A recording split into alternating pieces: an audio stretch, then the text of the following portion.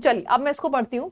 For a rape survivor, मतलब rape के बाद अगर कोई लड़की बच भी जाती है तो उसके संग जो ट्रॉमा है वो रिपीट डोजेस में आता है। ऐसा नहीं है कि रेप हो गया ट्रॉमा खत्म, उसके बाद फिर से ट्रॉमा। क्या ट्रॉमा है? सबसे पहले तो एक ग्रूसम एक्ट होता है रेप का, उसके बाद जो डिफिकल्ट टास्क होता है अपने रेप को रिपोर्ट करने का टास्क, क्योंकि मेरे ऊपर अटैक हुआ है, इसका बिलीव कराने का टास्क। तो ये बोल रहा है कि सिर्फ rape is not the end, उसके बाद और भी ग्रूसम टास्क होते हैं जो कि डोजेस में आते हैं उस विक्टिम के ऊपर फॉर ईयर्स, काफी ईयर से। An impediment to come, impediment मतलब कि एक रुकावट, टू कमिंग फॉरवर्ड मतलब जो लड़कियां थी वो आगे क्यों नहीं आती थी। आपने देखा होगा मैं रिपोर्ट नहीं करूंगी रेप का, क्यों लोग ऐसा बोलते थे? जो इम्पेडिमेंट था, जो रुकावट थी कमिंग फॉरवर्ड, लोगों को आगे आने में, वो क्या थी? Sexual offence has been the finger test of a survivor subjected to, जिसका मतलब है ग्रॉस वायलेशन होता था उसकी प्राइवेसी का, फिंगर टेस्ट किया जाता था जिसकी वजह से लोग फॉरवर्ड नहीं आते थे। तो ये finger test used to act as a impediment, यानी कि बाधा की तरह एक्ट करता था रेप वाली लड़की के ऊपर, क्योंकि वो आ ही नहीं पाती थी। वो सोचती थी यार फिंगर टेस्ट होगा मेरा और डिग्निटी का वायलेशन होगा, वायलेशन ऑफ प्राइवेसी होगा।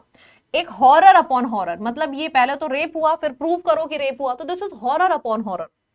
ऑन मंडे, मंडे को सुप्रीम कोर्ट ने इंडिया मूव्ड, यानी कि उसने एक डिसीजन लिया, उसने एक चेंज लिया, डिक्लेयर कर दिया कि any person conducting the invasive 2 finger test और 3 finger vaginal test on rape, यानी कि अगर कोई बंदा इस तरीके का टेस्ट फिंगर टेस्ट कर रहा है, रेप सेक्सुअल असॉल्ट जिसके संग हुआ है, जिसके संग सेक्सुअल रेप हुआ है, will be found guilty of misconduct, उसके ऊपर कड़ी कार्रवाई करी जाएगी। तो ये सुप्रीम कोर्ट ने डिक्लेयर कर दिया। समझ में आ गया पूरा का पूरा आपको? समरी यार ये है कि जो लड़की है जिसके ऊपर रेप हुआ है, जो विक्टिम है, उसका सिर्फ एक बार रेप नहीं हुआ, सेकंड टाइम भी हुआ है। किसके टाइम पे? इन्वेस्टिगेशन के टाइम पे, क्योंकि वहां पे उसको बिलीव करना होता है कि मेरा रेप हुआ है। तो this is another rape, I would say, कि आपकी डिग्निटी रेप हो रही है वहां पे। तो सुप्रीम कोर्ट ने बोला कि भाई विक्टिम्स का जो आप वजाइनल टेस्ट करते हो, this is absolutely, this will not be done. ठीक है, ये बोल दिया और उसका रीजन भी दिया कि यार बताया था मैंने आपको शुरू में हेमन ब्रेक होने का, आप क्या प्रूफ करना चाहते हो फिंगर टेस्ट से कि वो उसका रेप हुआ है कि नहीं? मतलब अगर किसी शादीशुदा महिला का रेप हुआ है तो फिर तो आप उसका रेप मानोगे ही नहीं। ये बोल दिया सुप्रीम कोर्ट ने क्लियरली। ठीक है।